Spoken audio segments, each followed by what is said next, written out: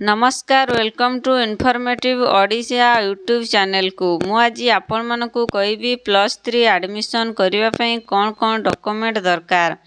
+3 admission करिवा पई आपण मानकर कोन डॉक्यूमेंट दरकार से सब देखिबा पई वीडियो को शेष जाए देखंतु। जदि चैनल ले नुआ आसीचंती चैनल को सब्सक्राइब करि दियंतु और पाखरे थिबा बेल आइकन को प्रेस करि दियंतु। आसंतु आज जानिबा +3 एडमिशन पाई कौन कौन सबू डॉक्यूमेंट दरकार हुए। आज आम यही वीडियो रे +3 रो एडमिशन प्रोसेस आउ एलिजिबिलिटी आउ फी विषय रे जानिबा। तो +3 रो एडमिशन हेइतिला अप्लाई हेइतिला प्रथमे 17 जून 2024 रे अप्लाई होइतिला।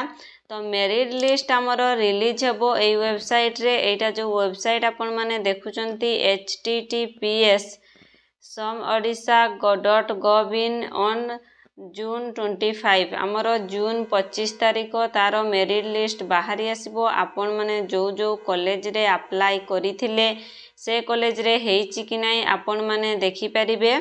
जून 25 तारिख आमर मेरिट लिस्ट बाहरी जाउची। ताले आमर एडमिशन हेतिला +3 एडमिशन 2024 ऑर्गेनाइजेशन हेतिला higher education department Odisha. Release application form 3 June 2024 रे एप्लिकेशन फॉर्म आसीथिला। एप्लिकेशन पीरियड थिला 3 जून टू 17 जून पर्यंत आपण माने अप्लाई करि पारिथिबे। ताले फास्ट अनाउंसमेंट हेबो आमर अनाउंस हेबो फास्ट जो दिन डिक्लेयर हेबो 25 जून 2024 रे आमर फास्ट डिक्लेयर हेबो। ताले आमर टोटल कॉलेज अछि 1037 टी। Candidate must have passed the class 12 examination.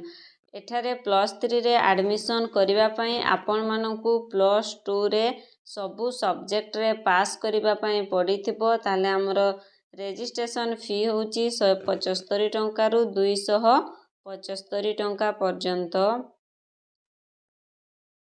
+3 admission करिवा पई 2024-25 रे आमर डॉक्यूमेंट कोन कोन दरकार आसंतु जानिबा।